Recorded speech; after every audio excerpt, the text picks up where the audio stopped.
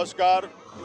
આજે અમારા આદિવાસી સમાજ અને આદિવાસી અમારી પરંપરા સંસ્કૃતિ અને એની ઉજવણી ઘેરનો બેડો કવાટ એ અમારું સૌભાગ્ય છે। અમારી શૌર્ય અસ્મિતા, અમારી સંસ્કૃતિ, અમારી પરંપરા એને જાળવણીનું કામ અમારા યુવાનો, વડીલો, માતા બહેનો આજે કરી રહ્યા છે।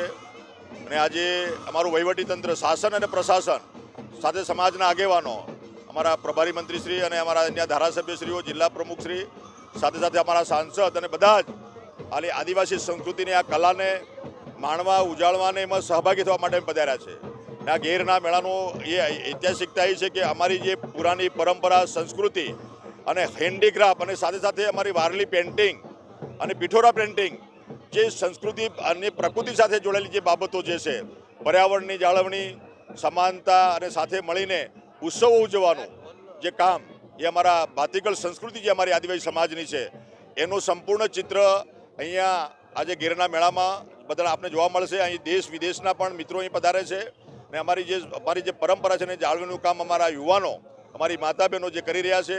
અમારું પંચમહાલ હોય, દાહોદ હોય, મહીસાગર હોય, અમારું છોટાઉદેપુર, નર્મદા, ભરૂચ, ઉમરગામથી અંબાજી સુધીમાં આજે હોળીનો જે તહેવાર આવે છે, હોળી ધૂળેટી, એમાં અમારા આદિવાસી સમાજના બાંધવો ભલે ગમે ત્યાં હોય, નોકરી કરતા હોય, ધંધા રોજગાર કરતા હોય કે મજૂરી કામે ગયા હોય, પણ જ્યારે તહેવાર આવે છે ત્યારે એ પોતાના માદરે વતન ગમે તે કરીને પોતાના બાંદરે વતન આવીને 11થી આ હોળીનો તહેવારની શરૂઆત થાય છે આજે અને સીધી ધૂળેટી પછીના પણ 4-5 દિવસ સુધી રહેશે। ગામે ગામ લોકો ઘેરૈયાઓ પોતાના વાજિંત્રો સાથે, પોતાની ટીમ સાથે ગામે ગામનો એનું પરિભ્રમણ કરે છે, લોકોને સંસ્કૃતિથી વાકેફ કરે છે અને સાથે સાથે આજે બધા જ આ છોટાઉદેપુર કવાંટની ધરતી પર બધા જ ઘેરૈયાઓ આજે મળીને આ ઘેરના મેળામાં અહીં આવીને પૂરા દિવસ દરમિયાન આજે આ ખેલકૂદ અને જે અમારી સંસ્કૃતિ છે એનું પ્રદર્શન અમારા આના ગ્રાઉન્ડમાં કરશે। અને હું તમામને, મારા આદિવાસી સમાજના બાંધવોને સરકાર વતી ઢેર સારી શુભકામના પાઠવું છું અને દેશની, આ પ્રદેશની જે સરકાર પણ એમાં મદદ કરી રહી છે।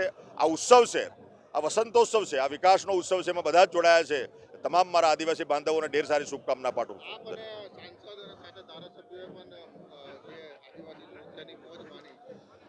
અમે આદિવાસી નૃત્યની મોજ માણી, અમે એ પરંપરામાંથી આવ્યા છે, અમારી સંસ્કૃતિ છે, અમારા લોહીમાં છે અને અમે એમાંથી પસાર થયેલા છે। એટલે અમે આદિવાસી સંસ્કૃતિમાં અમારા જે ઢોલ કે શરણાઈ કે વાંસળી કે જે પીહાઓ હોય છે, તલવારબાજી હોય કે શરણાઈ સૂરના, બધું જ અમે એમાંથી અમે આવ્યા છે। અમારી આ ભાતીગળ સંસ્કૃતિનો જે વિરાસત છે એને મારે બચાવવાની છે।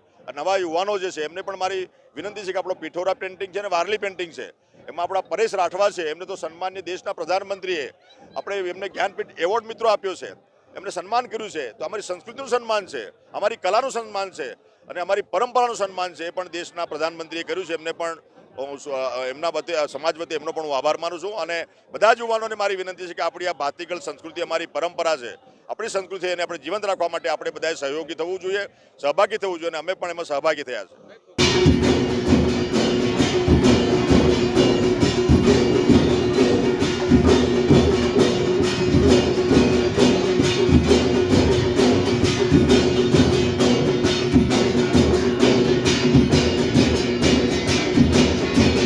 છોટાઉદેપુર સહિત રાજ્ય, દેશ અને દુનિયાના સમાચાર જોવા માટે સબસ્ક્રાઈબ કરો તીર સમાચાર અને બેલ આઇકોન જરૂર દબાવો।